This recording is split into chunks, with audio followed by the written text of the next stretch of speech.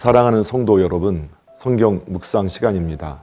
오늘은 욥기 6장에서 9장까지를 읽으며 기도문으로 시편 20편을 함께 읽게 됩니다. 욥기의 내용을 살펴보면 6장은 엘리바스에 대한 욥의 답변, 7장은 욥의 인생관과 그의 기도가, 8장에서는 빌닷의 첫 번째 충고가, 9장에서는 빌닷에 대한 욥의 답변이 나오고 있습니다. 욥기 6장과 7장에 기록된 엘리바스의 첫 번째 변론에 대한 욥의 답변은 세 가지 수사학적인 부분으로 나눌 수 있습니다. 즉 6장 2절에서 20절까지 욥의 독백이, 21절에서 7장 6절까지 친구에 대한 비난과 자기 변호, 그리고 7장 7절에서 21절까지 욥의 간절한 소원으로 분류할 수 있습니다.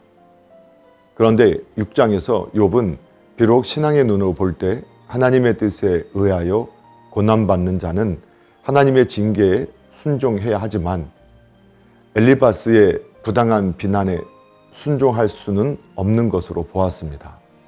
그래서 그는 철저히 자기의 의를 주장한 반면 형제의 잘못된 충고에 대해서는 결단코 용서할 수 없다는 태도를 보였습니다. 이와 같이 우리들도 흔히 자신을 아프게 하는 말을 들었을 경우 그것이 옳을지라도 그 말을 인정하지 않으려는 어리석음을 범할 때가 있습니다. 그러나 그것을 용납하지 않고 거부하는 자에게 있어서도 진리는 진리일 수밖에 없습니다. 우리의 주변을 살펴보면 많은 불유쾌한 일들마저 우리에게 귀한 도움이 되는 것을 종종 발견하게 됩니다. 욥기 6장과 연결된 7장의 내용은 먼저 욥의 그의 불행한 운명을 탄식하며 나름대로의 인생관을 펼치는 것으로부터 시작됩니다. 그는 자신의 불행이 없어질 것이라고는 전혀 기대하지 않습니다. 그러나 그는 자신의 불행을 자신이 원망할 수 있는 최소한의 권리를 하나님께 호소합니다. 계속해서 그는 하나님을 향한 자신의 처지를 호소하다가 결론부에서 자신의 죄악을 인정하는 것처럼 말하고 있습니다. 하지만 그는 결국 고통을 참지 못하여 왜 하나님은 극단적인 복수 대신 용서를 하시지 않는가 원망하기에 이릅니다. 욥의 이와 같은 호소는 마치 벌하는 아버지를 향한 어린아이의 애원과도 같습니다.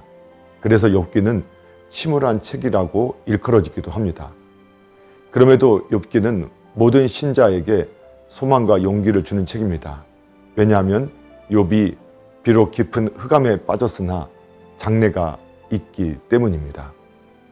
하나님께로서 나오는 자는 결코 침울하거나 비관적일 수만은 없는 것입니다. 하나님은 당신에게 오는 모든 자에게 영원한 안식과 생명을 허락하여 주십니다.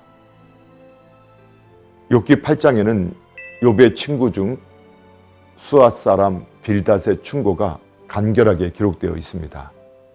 엘리바스보다 다소 덜 민감한 빌닷은 욥의 자녀들이 그들의 죄 때문에 죽었다고 주장하였습니다. 그리고 욥의 말이 거센 바람과 같다고 비난하였습니다. 빌닷은 이러한 자기의 주장의 권위를 전통에 두고 있습니다. 즉 욥의 문제에 대한 빌닷의 진단은 엘리바스와 동일한 것인데 죄가 고통의 원인이라는 정통적인 교훈을 지지합니다. 빌닷은 엘리바스처럼 욥의 범죄함을 확신하였고 자기의 신앙적 견해에 대한 추호의 예나 모순을 생각하지 않았습니다. 오늘을 살아가는 신앙인들 중에서도 이웃에 대한 충고를 할 때 이웃에 대한 깊은 이해와 사랑으로 접근하지 못하고 원칙론에 입각한 자기 주장만 내세우는 경우가 있습니다.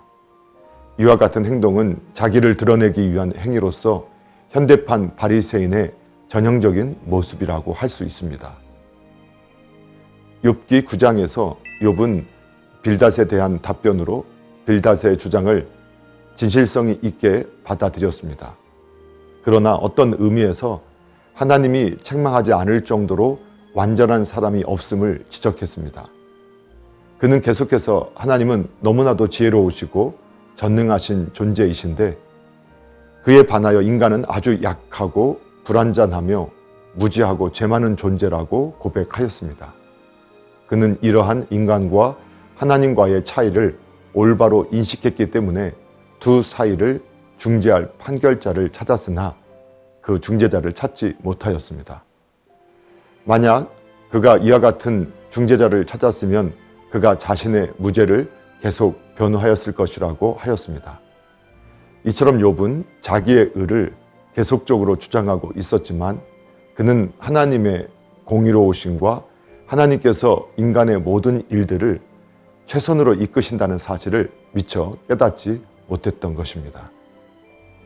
사랑하는 성도 여러분, 오늘도 말씀을 읽고 듣고 묵상하는 가운데 하나님의 마음과 뜻을 깨닫고 예수님과 동행하며 예수님을 생각하고 예수님을 닮아가는 복된 믿음의 삶 되기를 예수님의 이름으로 축복합니다.